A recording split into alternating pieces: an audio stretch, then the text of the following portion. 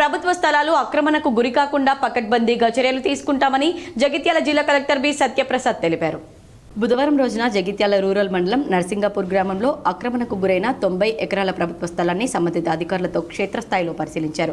ప్రభుత్వ స్థలాన్ని సందర్శించి సర్వే నెంబర్లు, వ్యూ పాయింట్స్ చెక్ చేశారు. ఈ సందర్భంగా కలెక్టర్ మాట్లాడుతూ జగిత్యాల జిల్లా రూరల్ మండలం నర్సింగాపూర్ గ్రామంలో సర్వే నంబర్ 251-437 సర్వే నంబర్కు సంబంధించి సర్వే నంబర్ 251-437 సర్వే నంబర్కు సంబంధించి 90 ఎకరాల్లో ప్రభుత్వ అసైన్ ల్యాండ్కు సంబంధించిన సర్వే చేపట్టడం జరిగింది.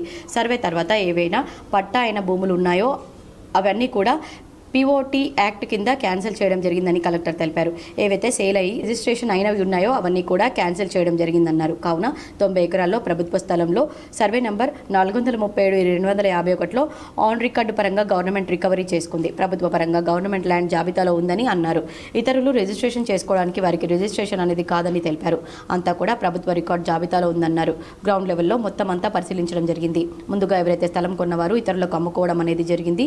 వాళ్ళు ఇక్కడ ఇటుకబట్టి వ్యాపారం చేయడం అంతా కూడా ప్రత్యక్షంగా చూడడం జరిగిందని, వాళ్ళకి ప్రభుత్వ పరంగా ఇదివరకే వార్నింగ్ ఇవ్వడం అనేది జరిగిందన్నారు. కావున చివరిసారి వార్నింగ్ ఇచ్చి వారందరికీ 48 గంటల్లోపు ప్రభుత్వ స్థలంలో ఉన్న అంతా కూడా క్లియర్ చేయమని ఆదేశాలు జారీ చేశారు. లేని ఎడల ప్రభుత్వ పిఓటి యాక్ట్ ప్రకారం ప్రభుత్వ స్థలంలో వారు వ్యాపారాలు చేస్తున్నందుకు గాను వారిపైన క్రిమినల్ కేసులు చేస్తామని, లేదంటే అంతా కూడా జప్తు చేసుకుని సీజ్ చేసి ప్రభుత్వానికి నివేదిక పంపిస్తామని తెలిపారు. 48 గంటల్లోపు వారికి డెడ్ లైన్ ఇస్తున్నామని కలెక్టర్ హెచ్చరించారు. కలెక్టర్ వెంట in charge RDO Srinivas, MRO Srinivas, rural mandal DIO, land surveyor Vithal, మండల సర్వేయర్, సంబంధిత అధికారులు పాల్గొన్నారు. సంబంధించి అవన్నీ కూడా ఎంక్రోచ్ అవడం జరిగింది.